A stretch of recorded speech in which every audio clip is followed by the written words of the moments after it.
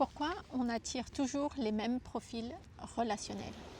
En réalité, on attire toujours les hommes qui correspondent à notre vibration intérieure. Il y a une attraction naturelle qui se fait. Ce qui veut dire que on ne va pas être attiré par des hommes que l'on désire ou qui nous font du bien. On va être attiré par des hommes qui correspondent à ce que l'on connaît déjà, à ce qui est connu, à ce qui est familier, à ce que l'on vibre déjà. Ce qui veut dire que si par exemple dans notre enfance, on a connu l'amour dans l'instabilité, c'est normal que quand on rencontre ou on vit une relation et que c'est calme, on va tout de suite ressentir ça comme de l'ennui, comme une relation qui est fade, parce que tout simplement on a eu l'habitude de l'agitation et de l'insécurité. Si par exemple dans notre enfance, nous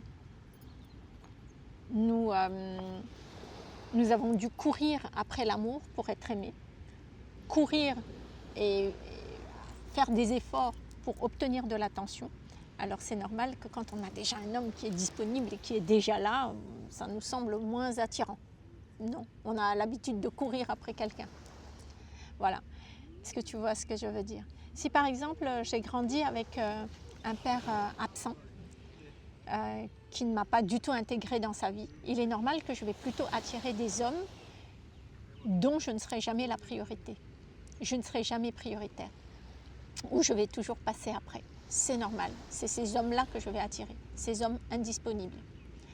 Si par exemple, j'attire, dans mon enfance, j'ai vécu avec un père qui m'a insécurisée, où je me suis un père autoritaire, c'est normal que je vais davantage être avec... je vais attirer des hommes beaucoup plus jeunes, par exemple. Parce qu'au moins là, ils sont beaucoup plus vulnérables. Je ne serai jamais contrôlée par un homme.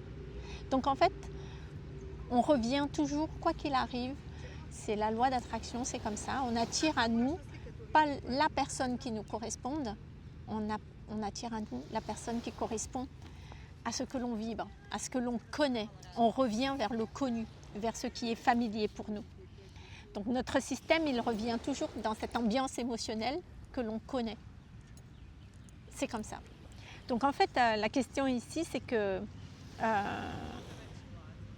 voilà, si par exemple j'attire une relation, je me dis tiens, il y a un manque d'étincelle, d'intensité, c'est tout simplement parce que ça manque d'insécurité. Voilà, c'est horrible, hein? C'est horrible, mais c'est comme ça. Mais c'est juste pour que tu comprennes que, en fait, si tu as envie de rencontrer une relation qui te corresponde vraiment, de rencontrer un autre profil d'homme, ça te demande d'enclencher des transformations profondes et de sortir vraiment de ce personnage de rejet, de ce personnage de souffrance et de survie. Alors attention, je ne dis pas de la blessure, parce que guérir de la blessure de rejet ne suffit pas. Il s'agit de sortir d'un personnage de rejet, un personnage de souffrance, c'est-à-dire de tout un système, une mécanique que tu as mis en place consciemment et inconsciemment, qui fait que tu es dans cette vibration, tu es bel et bien branché sur tes blessures, encore pour l'instant, et qui fait que tu le veuilles ou non, tu ne peux pas attirer quelqu'un à partir de ce que tu désires, mais toujours à partir de ce que tu vibres inconsciemment et profondément. Voilà.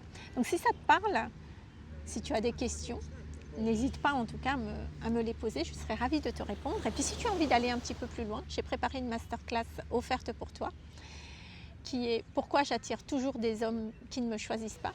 Donc n'hésite pas à me mettre love en commentaire et je t'enverrai cette masterclass. Sinon, si tu es passé par là, je te remercie de liker, de partager cette vidéo et aussi de t'abonner à ma chaîne. À bientôt!